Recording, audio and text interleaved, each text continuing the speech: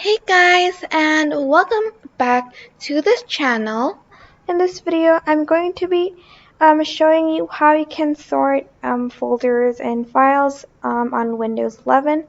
So you can either right click and there's going to be, a sort by, I don't know why it won't right click, oh there we go, sort by name, etc. Or you can do it here, sort by name, date modified, type, and there's more. For instance, you want it to be sorted by the date created. You can do that.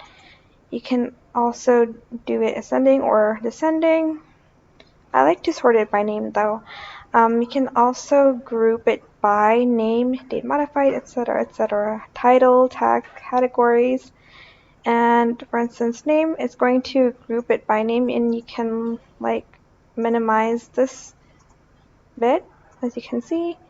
So 0 to 9, A to H, I to P, and Q to Z. And I think it just makes it neater.